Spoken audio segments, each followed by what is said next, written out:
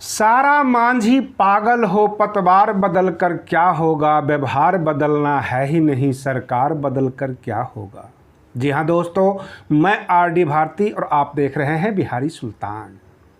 आज मैं कोई न्यूज़ लेकर नहीं आया, बल्कि गांव का दर्द, किसानों एवं मजदूरों का। अगर आप किसान एवं मजदूर हैं, अगर आप गांव से बिलोंग करते हैं, यानी गांव में रहते हैं, तो आप मेरा ये वीडियो पूरा देखिए।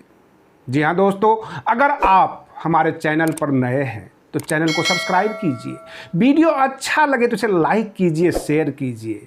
कभी गांव में जाकर मजदूरों से मिलिए, किसानों से मिलिए। अगर एक किसान गाय पाल लेता है, 1, 2 या 4, तो वह 24 घंटे की नौकरी करता है।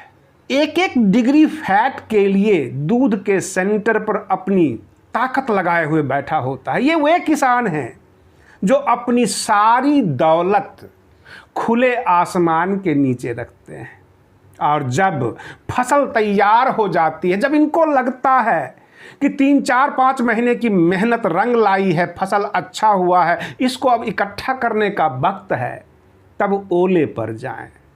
और जब ये रोए धोए छाती पीटे तो सरकार यह कह दे कि हम तो कोरोना संकट में उलझे हुए हैं। क्या बीतता होगा इन किसानों पे। पूरा देश का किसान ओला और बारिश की मार झेल रहा है।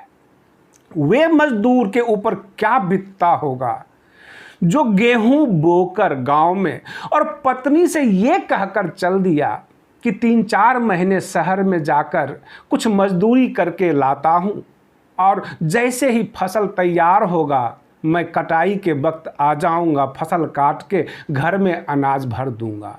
और वह लॉकडाउन में फंस गए। खेत में फसल पकी हुई है, उसके ऊपर ओले पड़ रहे हैं, और उसकी सुहागन पत्नी विधवाओं की तरह दहाड़े मार रही है कि पति परदेश में लॉकडाउन में फंसा हुआ है और फसल बर्बाद हो गया, ओले पड़ रहे हैं। अब बच्चे क्या खाएंगे, पूरा साल कैसे चलेगा। मजदूरी भी गई और फसल भी गया। ये वे किसान हैं जब कार्तिक महीने डीएपी, पोटास, यूरिया पाने के लिए अपनी पूरी ताकत लगा देते हैं। घर के जो भी बची हुई पूंजी होती है, ये खाद पर लगा देते हैं, बीज पर लगा देते हैं। सरकार की जितनी भी घोषणाएं होती है, योजनाएं होती है, वह गूगल पे होती है, और इन किसानों को गूगल का कोई भी योजना डाउनलोड करना नहीं आता। ये साइबर सेंटर पे जाते हैं, 100-200 रुपये देकर कहते हैं कि मेरा नाम रजिस्टर्ड करवा दो भैया, और वह कभी कहता है कभी सर्वर डाउन है, कभी कहता है सुबह आ जाइएगा, कभी कहता है शाम में आ जाइएगा, नेट काम नहीं कर रहा है। आप कभी गांव के तरफ जाना, या अगर आप गांव में होंगे तो आपको पता होगा, जो ब्लॉक डेवलपमेंट ऑफिसर होता है, बीडीओ, वह किसानों के लिए दी गई मूंग की दाल का जो बीज होता है वह गांव के प्रधान जी को देता है, ऑबलाइज करता है, खुश करता है। प्रधान जी हो गए, जो बड़े बड़े लोग हैं, किसानों को नहीं मिलता। मध्य प्रदेश में शिवराज सरकार में आपने सुना होगा 10 किलो आटे के पैकेट में 7 किलो पाया गया। भ्रष्टाचार चरम पर है और देश के किसान टूट रहे हैं। शायद आपको नहीं पता होगा, आज भी गांव में किसान और मजदूर अड़ोस पड़ोस में जाकर 2 रुपये सैकड़ा ब्याज पर पैसे लेते हैं, और 2 रुपये सैकड़ा ब्याज मंथली होता है, जो कि साल का 24%। सुद भरना अपना जमीन रखते हैं लोगों के पास कि 30,000 40,000 रुपये अगर आप हमें दोगे तो मेरा जमीन आज से आप जोतना, जब पैसा चुका दूंगा तो जमीन आपसे छुड़ा लूंगा। ये सारी चीजें गांव में है। गांव में किसान और मजदूरों को जानवर से भी बदतर समझा जाता है, और सरकार की योजनाएं या तो टीवी पे होती है या नेट के ऊपर होती है। जो केंद्र सरकार योजना बनाकर भेजती है, आज से 25-30 साल पहले राजीव गांधी जी ने कहा था कि जो हम ऊपर से 1 रुपया भेजते हैं, गांव में 15 पैसा पहुंचता है।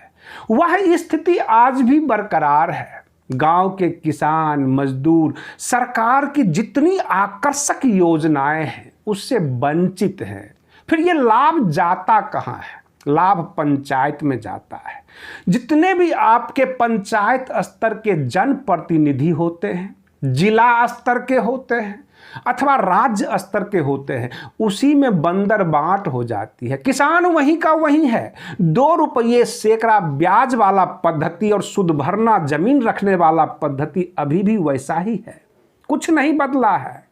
किसान जब फटेहाल हो जाता है, टूट जाता है, तब अपने बीवी बच्चों को छोड़कर शहर की ओर रुख करता है कि जाकर सिर के ऊपर बोरा उठा लेंगे, कुछ मजदूरी करके लाएंगे तो बच्चे का पेट पालेंगे, फिर आकर वो जमीन जोतता है।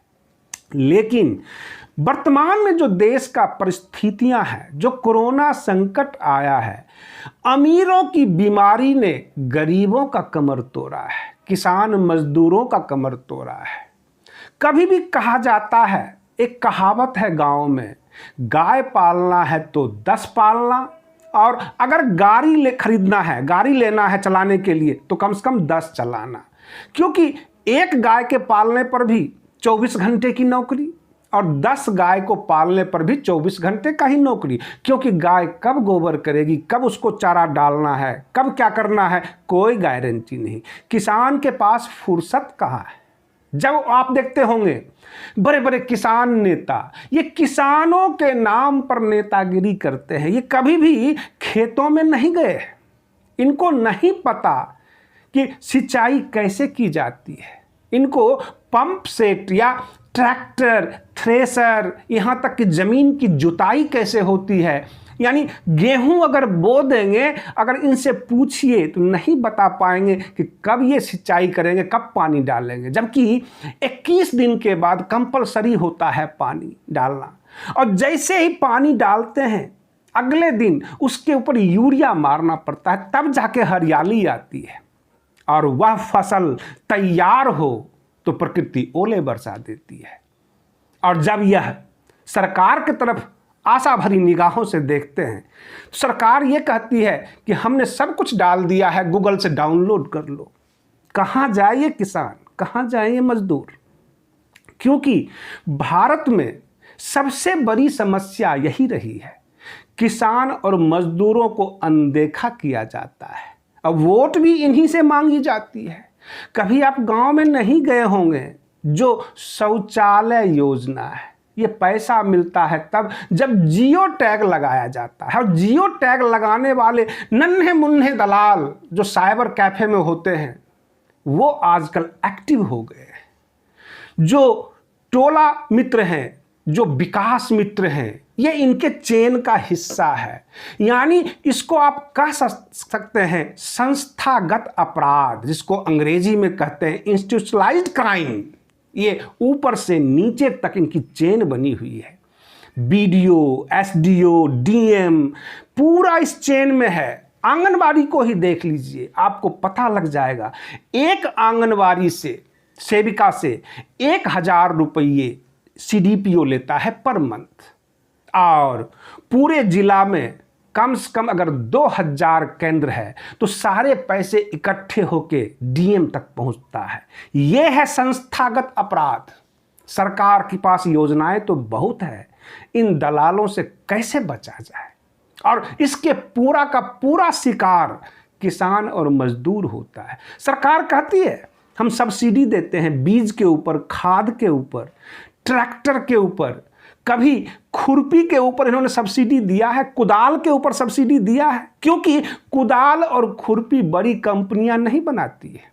ट्रैक्टर जो महिंद्रा कंपनी का है उस पर सब्सिडी देते हैं ताकि डायरेक्ट लाभ महिंद्रा कंपनी को मिले। बहुत सारी चीजें हैं। कभी किसी किसान और मजदूर के घर को झांकिए, आज भी उसी स्थिति में है जिस स्थिति में आज से 30-40 साल पहले था। किसान के बेटे को रोजगार नहीं मिलता। किसान कहता है मुझे कर्ज माफी नहीं चाहिए, बस मेरे एक बच्चे को सरकारी नौकरी दे दो, हम ठीक हो जाएंगे। क्योंकि सरकारी नौकरी वह इसलिए मांगते हैं, हर महीने उनको कैश की प्राप्ति हो। किसान फसल उगा भी ले तो बेचेगा कहाँ पे, खरीदेगा कौन? बहुत सारी समस्या है। टाइम पे उनको बिकेगा नहीं, बिकेगा तो कीमत नहीं मिलेगी। ये सारी समस्या है। और यह उत्तर प्रदेश, बिहार, बंगाल, हर जगह के किसानों के साथ एक ही समस्या है। मजदूर भी त्राहिमाम में है, किसान भी परेशान है। और किसान और मजदूर का जब हम बात करते हैं तो किसान शब्द का मतलब होता है जो बड़ा जमींदार हो, जिसके पास काफ़ी ज़मीनें हों। लेकिन खेतिहर मजदूर जो 2 बीघा, 4 बीघा, 6 बीघा लोगों से बटाई पर लेते हैं, ठेके पर लेते हैं, उनका तो और बुरा हाल है। प्रकृति की मार पड़ी और उनको जितने पे ठेके पे लिया है वो उनको देना है जमीन के मालिकों को। सरकार की तरफ से कोई राहत नहीं है। कहने का मतलब यह है कि चारों तरफ से मार हो रही है और आपको बचना है, बच के दिखाओ। ये कहानी है हमारे पूरे सिस्टम में, पूरे भारत में। आप बने रहिए बिहारी सुल्तान चैनल के साथ। मैं इन किसानों और मजदूरों का दर्द अक्सर लेकर आता रहूंगा। तब तक के लिए धन्यवाद। जय भीम, जय भारत।